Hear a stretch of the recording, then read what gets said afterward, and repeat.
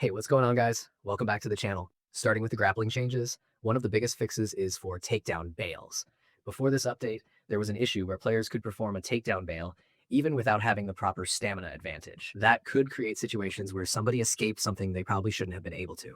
Now, that has been fixed, so stamina management should matter more when those exchanges happen. Another important change is with the pull guard takedown. There was a bug that made it basically impossible to deny under certain setups, and that has now been corrected. That should make defending those attempts feel much more fair, instead of feeling like the game had already decided the outcome before the animation even started. EA also cleaned up several grappling animations.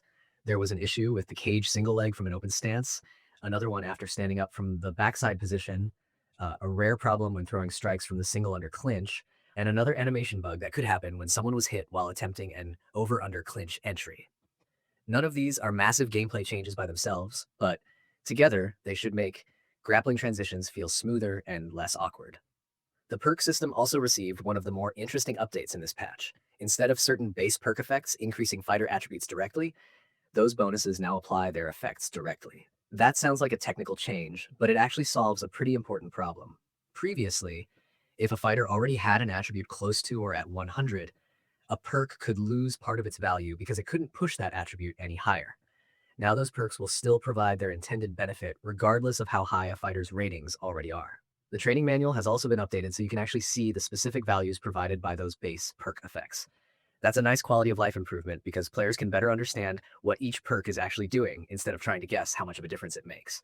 Quite a few perks were updated as part of this change, including Stinger, Tiger, Reaper, Lancer, Spindrift, Bonesaw, Point Down, Tank, Bulwark, Kraken, Electric Eel Anvil, Quicksand, Checkmate, Escapist, Last Stand, Revenant, Groundskeeper, Hot-Blooded, and Perpetual. There are also several fixes for flow state. Bulwark had an issue where your block meter looked full on the interface, even though the gameplay wasn't actually giving you that benefit. Now, both the display and the gameplay match correctly. Hunter was adjusted so the activation requirement is no longer overly strict. Instead of requiring your opponent's back to be perfectly against the cage, they now only need to be near it, making that bonus much more consistent during real fights.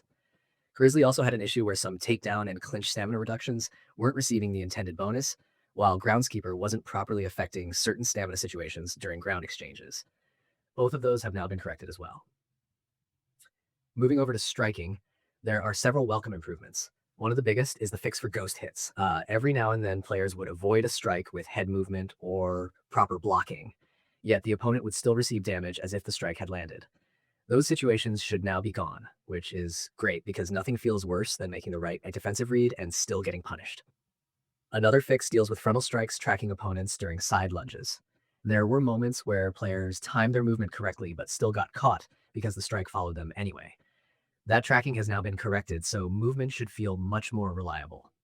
Leg kicks also received a responsiveness improvement.